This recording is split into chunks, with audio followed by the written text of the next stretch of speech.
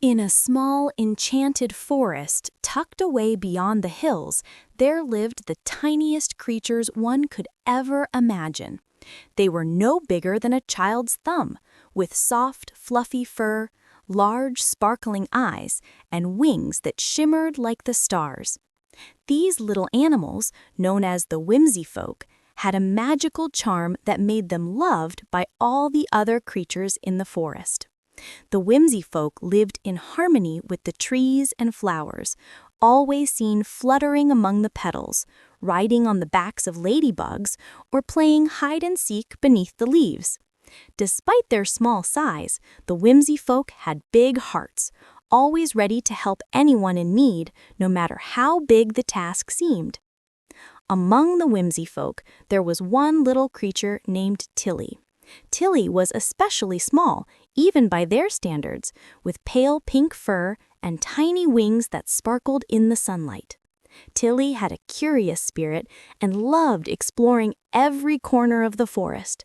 She was known for being brave, despite her size, and her friends often teased her saying, "Tilly, you may be tiny, but you've got the heart of a lion."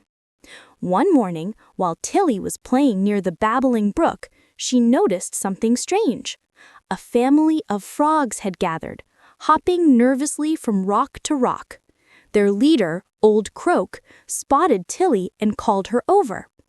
"Little Tilly," he croaked in his deep, raspy voice, "we need your help. Our tadpoles have been swept away by the current of the stream. We can't reach them. Our legs are too short to cross the fast-moving water."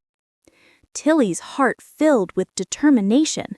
She had always loved the frogs, and though they were much larger than she was, she knew that with her quick wits and her tiny wings, she might just be able to help.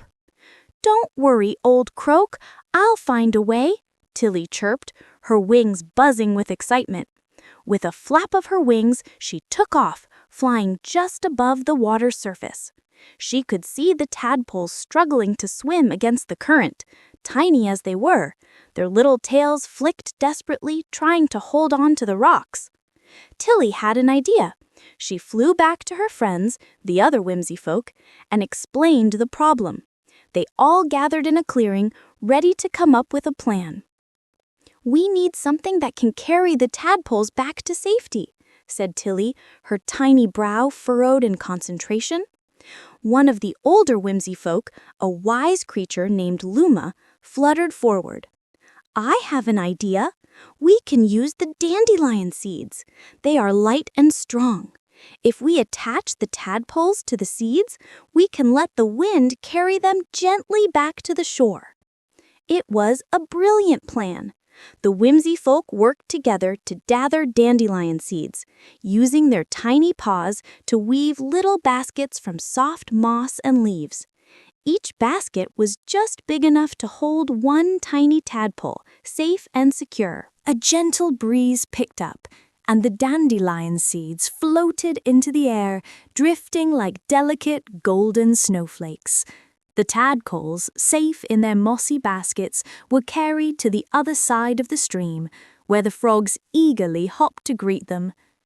Old Croak smiled widely, his eyes glistening with gratitude. "You've done it, Tilly. You and your friends are the bravest creatures I know.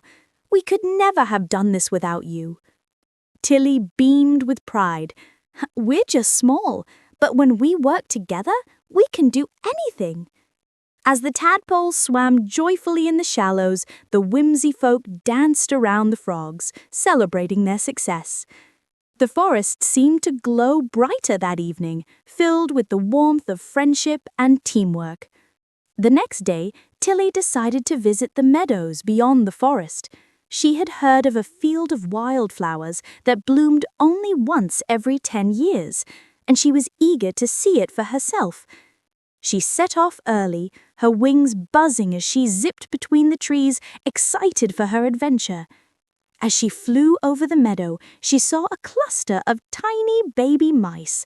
They were playing near a thicket, but suddenly a gust of wind blew the tiny creatures into the air, scattering them across the field. The little mice squeaked in panic, unsure how to get back to safety. Without hesitation, Tilly darted down. She flew swiftly to the baby mice and called out, "Don't worry, I'll help you get back to your family." The baby mice were frightened, but Tilly's voice was kind and reassuring. She told them to hold on tightly to her, and she carefully flew one by one, carrying them back to the thicket where their mother was waiting anxiously. When the last baby mouse was safely back in the arms of its mother, the mother mouse thanked Tilly with a gentle nudge. "You are so small, dear one, but your courage and kindness are as vast as the sky. We are forever grateful." Tilly smiled shyly, her wings fluttering with happiness. "I may be small, but I know that every little bit of help counts, no matter how tiny I am." As she flew back home that afternoon, Tilly thought about all the animals she had helped. She realized that sometimes even the smallest creatures could make the biggest difference.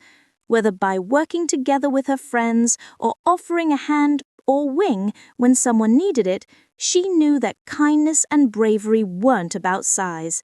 They came from the heart.